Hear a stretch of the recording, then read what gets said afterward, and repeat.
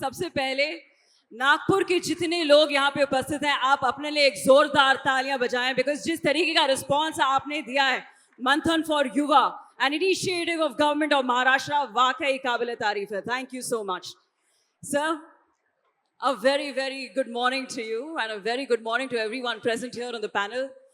पहली बात सर, मैं आपका बहुत बहुत शुक्रिया करना चाहूँगी, वो इसीलिए क्योंकि जिस तरीके का ये कॉन्क्लेव है जहाँ पर युवा अपने सवाल आपसे खुलकर पूछ सके, ना सिर्फ गवर्नमेंट ऑफ महाराष्ट्र लेकिन गवर्नमेंट ऑफ इंडिया जो कर रहा है, इससे हमें बड़ा कॉन्फिडेंस मिलता है कि हम अपने प्रॉब्लम्स डायरेक्टली आपसे शेयर कर पाते हैं. So thank you so much for allowing us to do that. तो आज इस डिस्कशन में हमारे साथ of course the honourable CM तो हैं ही, उनके साथ साथ Tilak Varma the ace cricketer. We also have Kiran Shah the founder of Go Zero ice creams. We also have Arjun Deshpande. 16 साल की उम्र में इन्होंने एक व्यवसाय की स्थापना की जिन्होंने कंप्लीटली भारत की जो स्वास्थ्य अवस्था है उसमें गेम चेंजर के रूप में वो आगे बढ़े. और साथ ही साथ हमारे साथ दिलीप भी हैं, द CWG गोल्ड मेडलिस्ट. एक बार जोरदार तालियां इस पैनल के लिए प्लीज. तो सर शुरू करते हैं. मुझे आपसे सबसे पहले ये पूछना है कि ये जो हमारा डायस है, एक से बढ़कर एक यूथ आइकन्स यहाँ पर हैं और सबके करियर पाथ कहीं ना कहीं हमें एक अंदाजा तो है कि किस तरीके से क्रिकेटर बना जाता है, किस तरीके से एंटरप्रेन्योर्स बनते हैं, किस तरीके से एक गोल्ड मेडल आप ला सकते हैं चेस में. लेकिन आज युवा पॉलिटिकल करियर्स में भी उतना ही इंटरेस्ट रखता है. तो मैं आपसे सबसे पहले यह पूछना चाहूंगी कि how does one become the CM of Maharashtra? सबसे पहले तो मैं मंथन फॉर युवा को बहुत बहुत बधाई देना चाहता हूं कि हमारे युवाओं की जो बात है उसको सामने लाने का काम मंथन फॉर युवा ने किया है. और ये जो सारे मेरे साथ बैठे हुए इनक्रेडिबल लोग हैं जिन्होंने अपने जीवन में युवाओं को प्रेरित किया है, इन सभी को इस मंच पर लाने का काम मंथन फॉर युवा ने किया है. और आपने एक बहुत अच्छा सवाल पूछा है कि व्यक्ति मुख्यमंत्री कैसे बनता है. वैसे तो हिंदी फिल्म में अनिल कपूर एक दिन के भी नायक बन जाते हैं, मुख्यमंत्री बन जाते हैं, लेकिन इतना आसान नहीं है. देखिए, इस देश में हमारे संविधान ने लोकतंत्र दिया है और इस लोकतंत्र की खूबी यह है कि जो देवेंद्र फडणवीस कभी ये भी नहीं सोच सकता था कि वो कॉरपोरेटर बनेगा, वो मुख्यमंत्री के पद तक पहुंचा, या गुजरात के रेलवे स्टेशन पर चाय बेचने वाला बच्चा देश का प्रधानमंत्री बन गया. तो ये ताकत भारत के संविधान की ताकत है, ये भारत के जनतंत्र की ताकत है, ये भारत में हमारी युवा शक्ति की ताकत है. और मैं ऐसा मानता हूं कि मेरे लिए भी ये जो सारी जर्नी है ये बिल्कुल कभी सोची नहीं इस प्रकार की जर्नी है. क्योंकि जब राजनीति में आया तो केवल विचारों से प्रेरित होकर आया था और उस समय जिस विचारों के साथ और जिस पार्टी में काम करता था लगता नहीं था कभी सत्ता भी आएगी. हम तो ऐसा मानते थे कि अपोजिशन में राजनीति करने के लिए पैदा हुए और रोज आंदोलन करते थे, रोज लड़ाई लड़ते थे.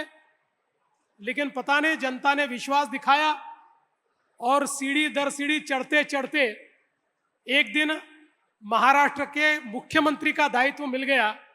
तो मैं आपको दावे के साथ कहता हूं, यहां बैठा हुआ कोई भी व्यक्ति अगर मन में ठान ले तो हमारा लोकतंत्र और हमारा संविधान उसको मुख्यमंत्री बना सकता है, कोई उसको रोक नहीं सकता. सर जिस तरीके का यूथ है, मैं आपको ये बता सकती हूँ कि बहुत सारे आप लोग यहाँ पे आपके करियर को आए कर रहे हैं. वो चाहते हैं कि वो मुख्यमंत्री बने, आगे जाके प्रधानमंत्री बने. लेकिन जितने भी यहाँ पे आप चाहे कोई भी क्षेत्र उठा लें, बिजनेसमैन उठा लें, क्रिकेटर उठा लें, चेस मेडलिस्ट उठा लें, सब लोग जब सक्सेसफुल होते हैं तो बहुत ज्यादा प्रेशर झेलते हैं. लेकिन आपसे ज्यादा कोई और प्रेशर नहीं झेल रहा होगा, बिकॉज आप इतनी सारी रिस्पॉन्सिबिलिटी लेके चल रहे हैं. आप इस प्रेशर को हैंडल कैसे करते हैं? पहली बात तो मैं कहना चाहता हूं कि मैं जिस प्रकार से पॉलिटिक्स में आया, तो पॉलिटिक्स ये मेरे लिए कोई मेरा व्यवसाय नहीं है. It is my mission and I believe कि politics is an instrument for socio economic change, एक ऐसा उपकरण है जो सामाजिक आर्थिक परिवर्तन कर सकता है। और इसलिए मेरी तो जो शुरुआत हुई, मैं 18 साल का था और जिस समय विद्यार्थी परिषद ने तय किया कि हमारे श्रीनगर के लाल चौक पर भारत का तिरंगा फहरता नहीं था, और विद्यार्थी परिषद के हम 10,000 लोगों ने तय किया कि हम लोग जाएंगे और लाल चौक पर भारत का तिरंगा फहराएंगे। मैं 18 साल का था, मेरे साथ 30 लोग थे, कोई 16 साल का, कोई 17 साल का, मैं सबसे बड़ा 18 साल का, और ऐसे 10,000 बच्चे हम सारे के सारे जम्मू गए, उधमपुर गए। उधमपुर में जब हमको रोका तो हम लोग पैदल श्रीनगर की ओर गए, उसके बाद हमको मिलिट्री ने रोका, फिर हमको अरेस्ट किया, फिर जम्मू में लाया, फिर हम दिल्ली में आए। दिल्ली में प्रधानमंत्री के आवास का हमने घेराव किया और फिर प्रधानमंत्री जी को हमने झंडा सौंपा कि आप अगर लाल चौक पर हमको झंडा नहीं लगाने देते तो आप जाकर लाल चौक पर झंडा लगाइए। ये बात अलग है कि प्रधानमंत्री उस समय नहीं लगा पाए, और 1992 में आपको याद होगा कि हमारे मुरली मनोहर जोशी जी और मोदी जी, इनके नेतृत्व में वापस जाकर हमने लाल चौक पर पहली बार भारत का तिरंगा लहराया। तो वो शुरुआत है, और वहां से लेकर इतने आंदोलनों में मैंने पार्टिसिपेट किया। मैं 20 साल का था जिस समय राम जन्मभूमि आंदोलन में मैं प्रयागराज गया, वहां से अयोध्या की तरफ गया, और उस समय एक प्रकार से पहली बार गोली चलती कैसी है मैंने देखी। हमारे ऊपर गोली चली, डंडे बरसे, और बाद में हमको अरेस्ट किया। तो 20 साल की उम्र में सेंट्रल जेल बदायूं में 18 दिन था। मैं 18 दिन सेंट्रल जेल बदायूं में काटे, वापिस आया, लेकिन वापिस उस आंदोलन में गया, और 1992 में जिस समय बाबरी ढांचा ढहाया गया, उस समय मैं वहां था, और मुझे इस बात का बहुत गर्व है। क्या बात है। जब शुरुआत ऐसी है तो आपको प्रेशर हैंडल करना आ ही जाता है। प्रेशर की बात कर रहे हैं, तिलक वर्मा है हमारे साथ। तिलक,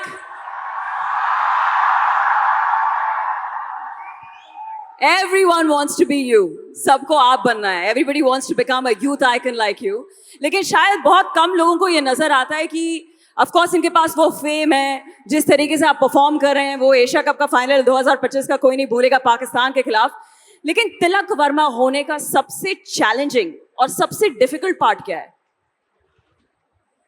First of all, namaste Nagpur. I'm extremely happy to see you all here today, and there are so many young people, so many dreams. So it's important. It's very important to courage to turn those dreams into reality.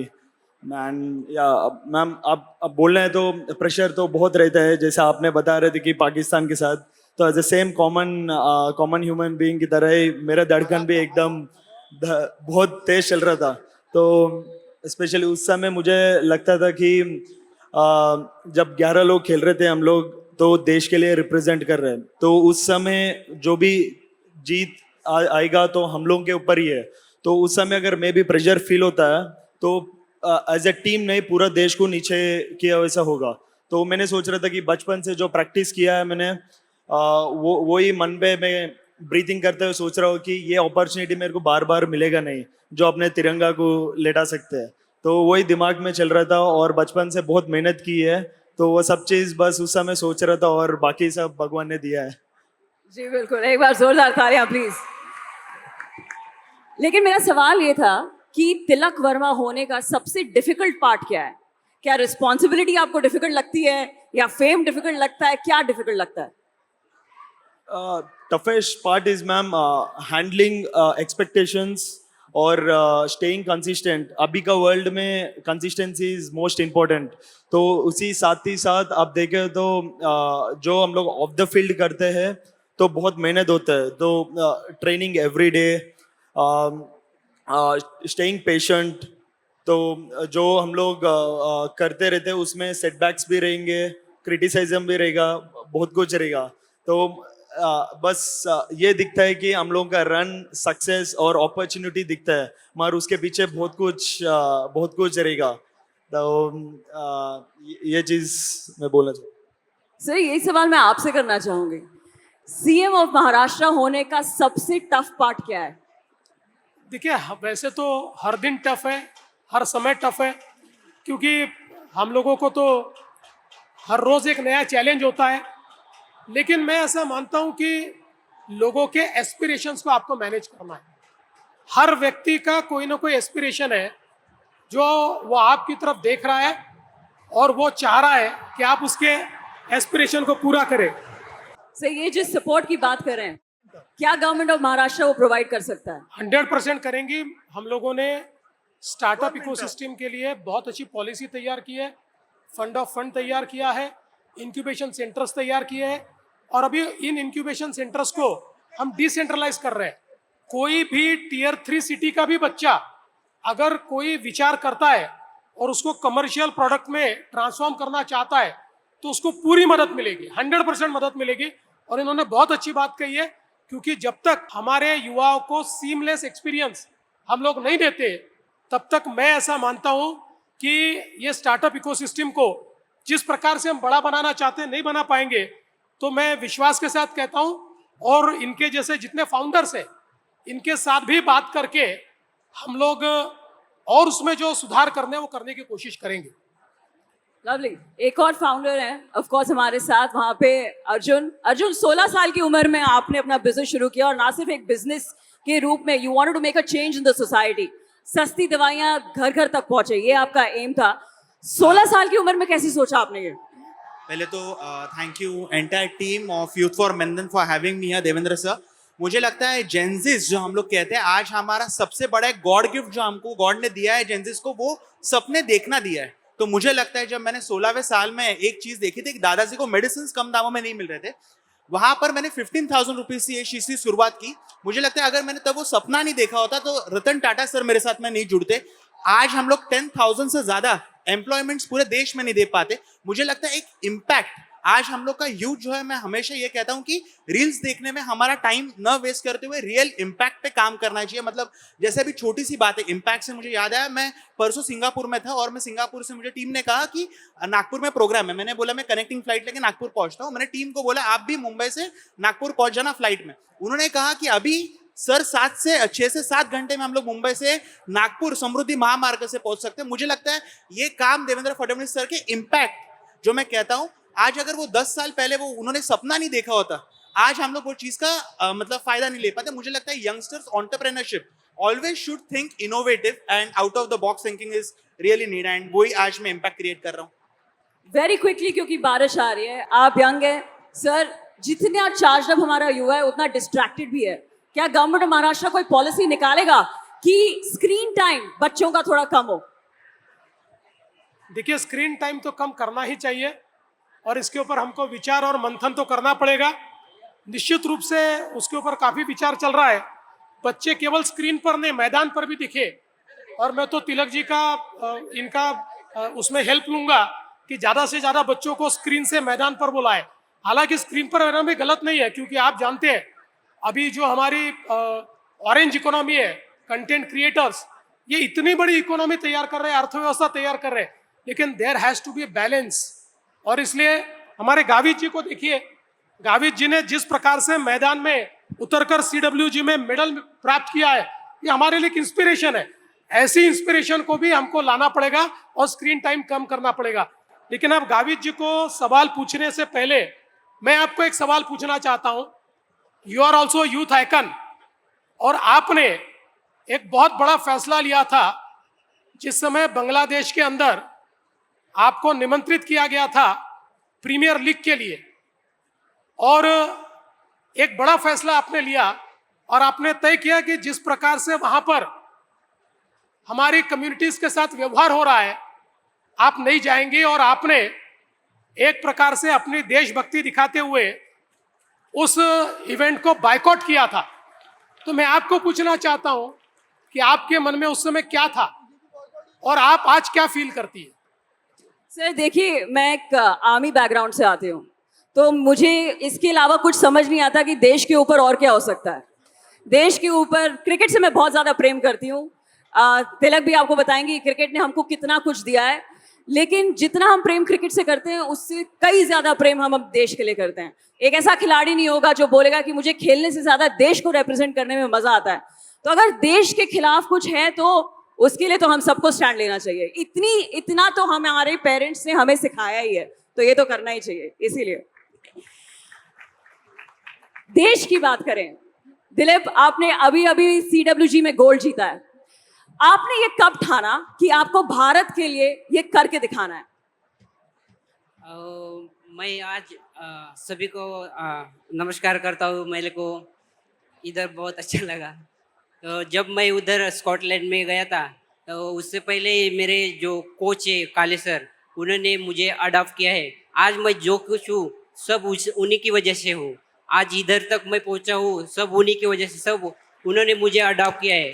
जब मैं Commonwealth में गया था तब उधर अपने देश का तिरंगा जब गोल्ड मेडल मैंने जीता तो मुझे बहुत खुशी हुई, और तिरंगा जब उधर लहराया तो मुझे बहुत अच्छा लगा। Thank you so much Dilip, हमें बहुत अच्छा लगा। CWG गोल्ड हमें हमेशा याद रहेगा। सर बारिश आ रही है, वो जो ढोल ताशा है उसकी वजह से जितनी भी युवाएं यहाँ देखिए पर ये ढोल ताशा का एक रिकॉर्ड होने वाला है, इसलिए हम लोग उनको मौका दे। बारिश में वो रिकॉर्ड नहीं कर पाएंगे। अभी अभी मुझे बताया रितेश ने कि एक नया Guinness book of record, world record में इनका रिकॉर्ड आने वाला है, इसलिए मुझे ऐसा लगता है कि let us allow them to let us play absolutely ढोल ताशा। allow। एक बार जोरदार तालियां for the honourable chief minister.